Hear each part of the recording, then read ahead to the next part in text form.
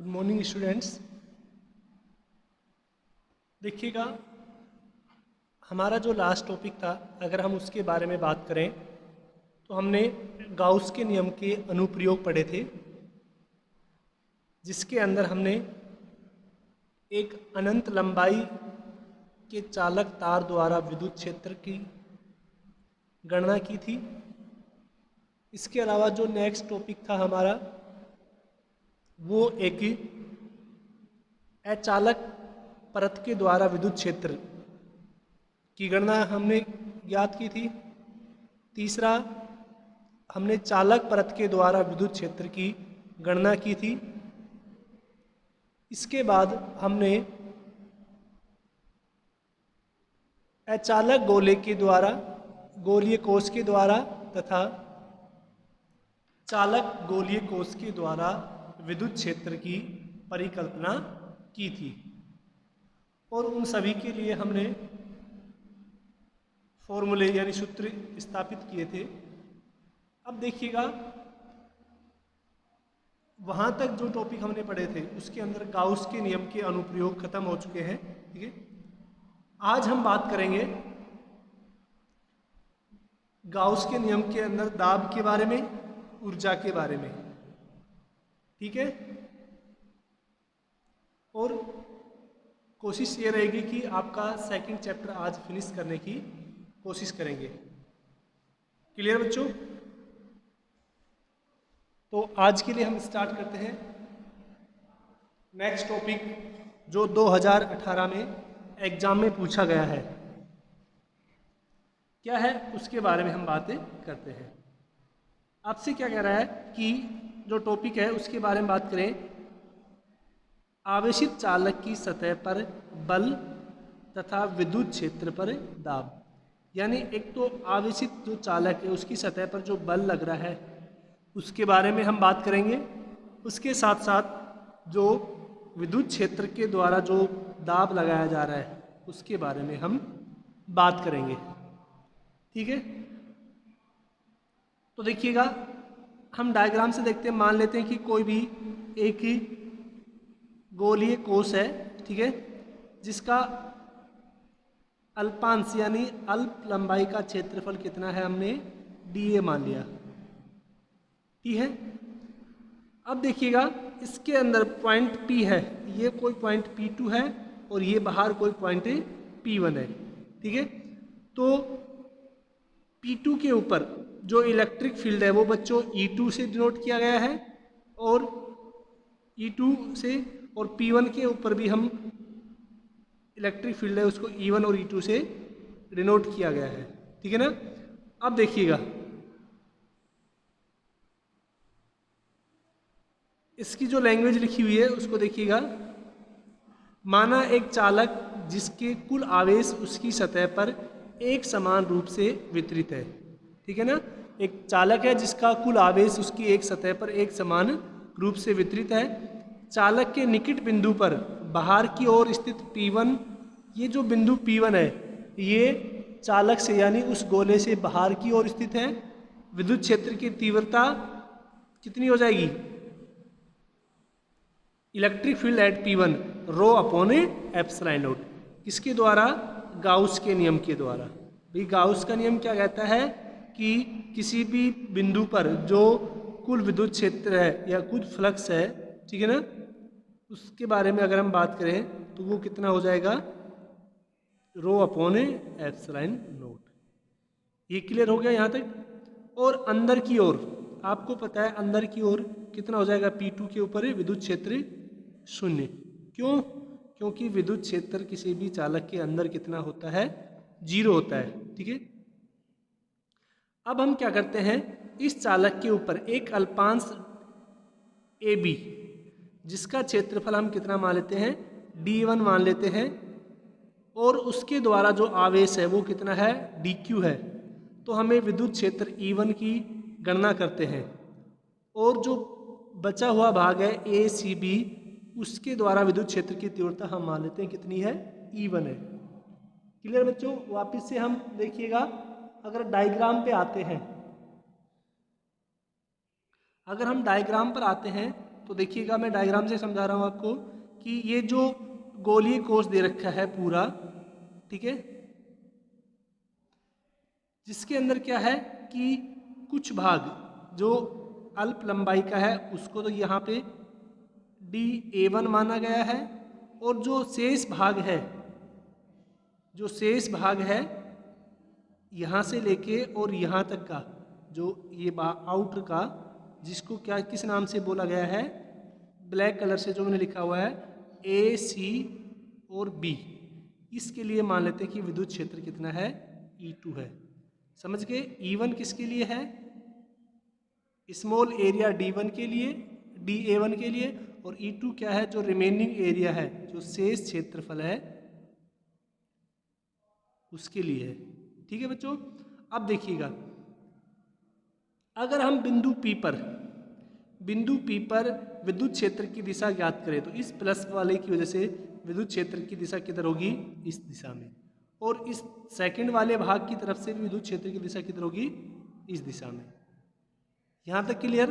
तो यानी बिंदु P पर दोनों दिशा में ही E1 और E2 दोनों विद्युत क्षेत्र की दिशा एक तरफ होगी। अगर हम अंदर की भाग की बात करें, देखिएगा अंदर भाग के लिए बात करें तो ये मान लेते हैं बिंदु P2 है अंदर, ये बिंदु P2 दिया हुआ है अंदर की ओर। अब देखिएगा इस वाले भाग के लिए जो स्मॉल एरिया DA1 है, इस वाले भाग के लिए विद्युत क्षेत्र की दिशा क्या होगी, ऐसे, क्योंकि इसके ऊपर धनात्मक आवेश है तो इस तरह से बाहर की ओर होगी, यानी इससे इधर भी होगी और इधर। और इस वाले भाग के लिए इस बिंदु पर विद्युत क्षेत्र की दिशा किधर होगी, इस दिशा में होगी। ठीक है, तो यहाँ पर अगर हम अंदर की बात करें तो विद्युत क्षेत्र E1 की और E2 की जो दिशा है वो एक दूसरे के अपोजिट है। ठीक है, जो बाहर बिंदु P है उसके ऊपर तो एक दिशा में है, लेकिन जो अंदर बिंदु है उसके ऊपर विपरीत दिशा में है। ठीक है बच्चों, तो यहां से देखिएगा बिंदु P1 के लिए, बिंदु P1 के लिए क्या है कि विद्युत क्षेत्र है वो एक दिशा में होने की वजह से कुल विद्युत क्षेत्र का योग हो जाएगा, और P2 के ऊपर, ठीक है ना, तो हम यहाँ से E1 और E2 कितना लिख सकते हैं, टोटल कितना है, ρ/ε0। बच्चों ये कहाँ से आया, देखो आपको पता है, देखो इलेक्ट्रिक फील्ड कितना होता है, F/Q, ये भी होता है। ठीक है, तो वहाँ से ये फॉर्मूला बना है। अब देखिएगा बिंदु P2 पर अगर हम बात करें तो E1 और E2 की दिशा एक दूसरे के विपरीत है, तो वहाँ पर क्या हो जाएगा, E1 माइनस E2 कितना हो जाएगा, 0, यानी E1 और E2 क्या है, एक दूसरे के बराबर हो गए यहाँ पर। अब यहाँ पर E1 की वैल्यू को इधर रख लेते हैं हम, तो यहाँ से क्या हो गया, E2 plus E2 equal to ρ/ε0, और यहाँ से 2E2 कितना हो गया, ρ/ε0, और ये 2 इधर आ जाएगा डिवाइड में, यानी E2 का जो मान है वो कितना हो गया, ρ/2ε0। क्लियर बच्चों? अब देखिएगा यहाँ पर E2 विद्युत क्षेत्र में जो dq आवेश है, स्मॉल आवेश dq है, उस पर लगने वाला बल F बराबर क्या होता है, विद्युत क्षेत्र के द्वारा E इंटू क्यू, यही होता है विद्युत क्षेत्र के द्वारा लगने वाला बल। तो इसको हमने यहाँ पे लिख दिया E2 की वजह से dq पर लगने वाला बल, तो यहाँ से हमने E2 की वैल्यू रख दी, और ये क्या हो गया, dq। देखो dq क्या होता है, एरिया इंटू DA, यहाँ से हम निकाल सकते हैं पृष्ठ आवेश घनत्व, उस फॉर्मूले से हमने क्या रखा है इसको, तो यहाँ से रो इंटू रो कितना, सिग्मा इंटू सिग्मा कितना होगा, सिग्मा स्क्वायर इंटू A/2ε0। अब देखिएगा ये आपके पास किसका मान आ गया, बल का। अब आपको बच्चों दाब निकालना है, प्रेशर, दाब। अब आपको पता है कि इकाई क्षेत्रफल पर लगने वाला बल ही क्या कहलाता है, दाब कहलाता है। ठीक है, कि एकांक क्षेत्रफल पर लगने वाला बल ही क्या कहलाता है, दाब।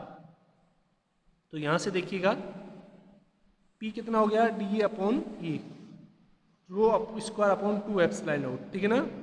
अगर हम विद्युत क्षेत्र की तीव्रता के रूप में लिखेंगे तो इसको हमने इस रो को वापस से चेंज कर लिया एप्सिलॉन नॉट इंटू ई में, और ये हमने वापस लिख दिया, ठीक है।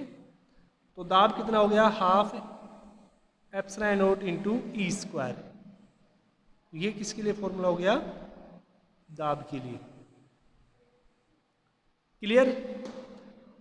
अब देखिएगा नेक्स्ट बात करते हैं विद्युत क्षेत्र के एकांक आयतन में ऊर्जा, यानी विद्युत क्षेत्र के इकाई आयतन में ऊर्जा है, उसके बारे में हम बात करें।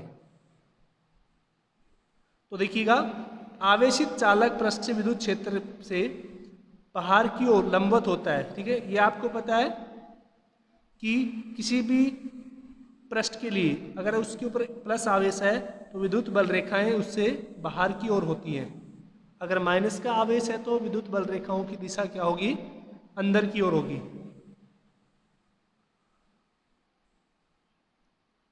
तो देखिए जैसे जैसे विद्युत बल रेखाओं का मान बढ़ाया जाता है तो आयतन का मान भी क्या होता है, बढ़ जाता है। यानी जो ऊर्जा है वो किस फॉर्म में होती है, ऊर्जा की फॉर्म में, विद्युत क्षेत्र ऊर्जा की फॉर्म में क्या होती है, इकट्ठी होने लग जाती है, ठीक है। तो देखिएगा किसी भी गोलीय बेलन के संपूर्ण क्षेत्रफल पर लगने वाला बल, तो आपको पता है F बराबर क्या होता है, सॉरी अगर हम दाब की बात करें, दाब बराबर होता है force on per unit area. तो यहाँ से अगर हम F निकालेंगे तो कितना हो जाएगा, P इंटू ए, ठीक है। तो यहाँ से देखिएगा P का मान हम पहले ही कैलकुलेट कर चुके हैं। एरिया कितना होता है, गोलीय कोश का एरिया है वो पाई आर स्क्वायर हो जाएगा, ठीक है ना। अब देखिएगा यदि गोलीय कोश के चारों ओर से अल्पांश डी आर दूरी को संपीड़ित किया जाता है, मतलब उसको डी आर दूरी से दबाया जाता है, तो किया गया कार्य W बराबर क्या होता है, बल गुणा में विस्थापन। तो यहाँ से देखिएगा रो स्क्वायर, अब F का मान तो हमने यहाँ से रख दिया और विस्थापन कितना है dr। अब बच्चों इसका हम r की रेस्पेक्ट में क्या कर लेते हैं, इंटीग्रेशन कर लेते हैं पूरा वर्क निकालने के लिए, ठीक है ना। तो यहाँ से देखिएगा आपको पता है कि क्षेत्रफल 4 पाई आर स्क्वायर इंटू दूरी, क्षेत्रफल गुणा में दूरी क्या होती है, आयतन हो जाती है। इसको हमने क्या लिख दिया, dv से लिख दिया, क्योंकि क्षेत्रफल गुणा में दूरी, जैसे बेलन के लिए अगर हम बात करें तो क्षेत्रफल गुणा में ऊंचाई वो क्या होता है, आयतन होता है किसी भी बेलन का। जैसे बेलन का क्षेत्रफल कितना हो गया, पाई आर स्क्वायर, अगर आप उसको ऊंचाई से मल्टीप्लाई कर देते हैं तो वो क्या बन जाता है, उसका आयतन, ठीक है बच्चों। तो यहाँ से क्या हो गया, जो एकांक आयतन का जो वर्क है वो कितना हो गया, rho square upon 2 epsilon naught dv। Clear बच्चों। अब देखिएगा अगर हम बात करें ऊर्जा घनत्व की, ऊर्जा घनत्व क्या होता है, कुल ऊर्जा इन पर यूनिट वॉल्यूम, यानी एकांक आयतन में कुल ऊर्जा। अब एकांक आयतन की कुल ऊर्जा की अगर हम बात करें तो आपको पता है एनर्जी, वर्क और एनर्जी एक ही होता है, ठीक है। अगर उसकी बात करें W कितना हो जाएगा, रो स्क्वायर अपॉन 2 एप्सिलॉन नॉट। यहाँ से हम इसको सोल्व करेंगे तो ये कितना हो जाएगा, एकांक आयतन की ऊर्जा को हम किससे लिखते हैं, म्यू से लिखते हैं, तो वो कितना हो जाएगा 1/2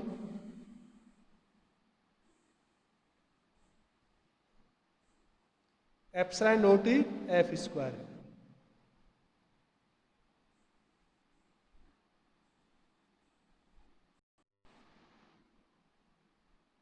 देखिए बच्चों जो नेक्स्ट टॉपिक है अगर हम उसकी बात करें तो वो क्या है, साबुन के आवेशित बुलबुले का संतुलन, ठीक है ना। कि